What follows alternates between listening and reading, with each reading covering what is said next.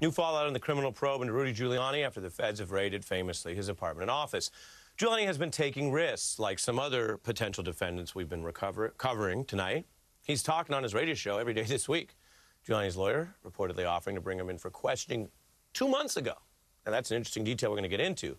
Bloomberg reports the offer was, though, contingent on prosecutors making clear what subjects, what topics they would bring up. And the federal prosecutors, who really hold all the cards in this kind of situation, said, no, thank you. Giuliani's lawyer reportedly emailing, quote, why are you doing everything the hard way? This gives us some glimpse into what Giuliani might have seen coming. Remember, it was big news when you had the raid, but his lawyers obviously had reason to believe there was something coming. Now, on top of the legal fight of his life, Dominion Voting Systems is asking a judge to go forward with their defamation suit against Giuliani. He is denying that anything was defamatory. Dominion, in a brand new filing, says Giuliani is ignoring evidence about just how much financial harm he caused the company, destroying the resale value, which had been up to $500 million, forcing Dominion to spend over $500,000 on security for employees, all a part of that push to overturn the election. Joining me now is former SDNY prosecutor Danya Perry. Thanks for coming back. Thanks, Ari. Glad to be here. Great to have you. Let's go piece by piece. In the negotiations, what does it mean when Giuliani's side says, well, he would come in, but he wants kind of a topic outline? And what does it tell you that SDNY didn't feel any need to grant that? You know, I heard you quote Giuliani's lawyer asking the prosecutors why they're doing it the hard way. Giuliani knows at some level, he has at least some distant memory, that there is no easy way here. There is only a hard way. And as you said, Ari, he doesn't hold the cards anymore. This is an uneven, imbalanced power dynamic. And he doesn't get to say what he wants to talk about and what he doesn't want to talk about. That's just not how this works. So there has been a lot of discussion. Will Giuliani cooperate?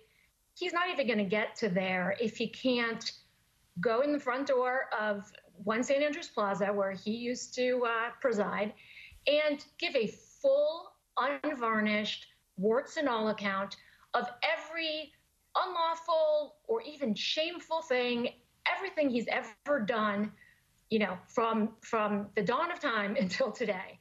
And so it really is a full and complete, no-holds-bar disclosure that is required in order for him to give his account and to even begin to explore the possibility of cooperation.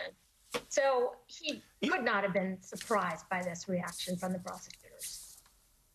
Yeah, and when he's also had this distance with Donald Trump, I was curious your view of how SDNY would look at this, because we mentioned, you know, we've talked about the whole idea of was he his lawyer or not, and he kind of was.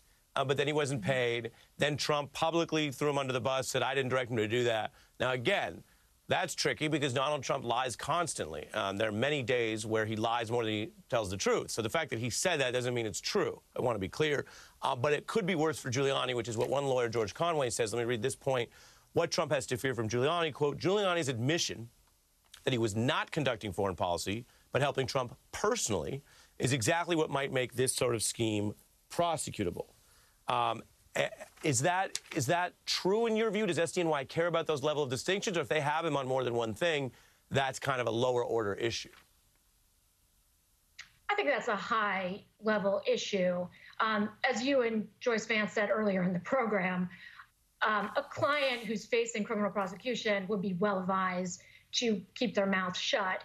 Here, Giuliani and Trump, of course, are either ill-advised or simply take their own counsel and have been speaking for years. And so Giuliani has probably established or has established several elements of at least a FARA offense, as we have discussed.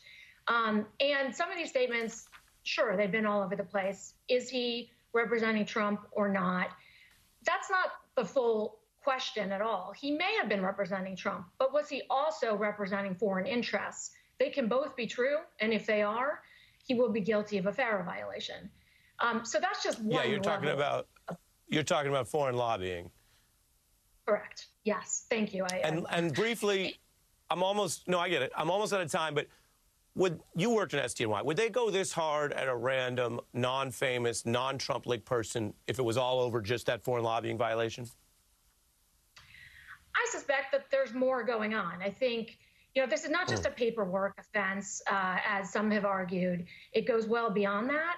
But as you sort of alluded to, if he is representing Trump, that was a problem. If he wasn't representing Trump, that is a problem. And it could be even more of a problem if he was representing Trump. So I think every which way he turns, there could be legal peril. And Gotcha. but I do think that there may very well be more at stake than just a technical FARA violation.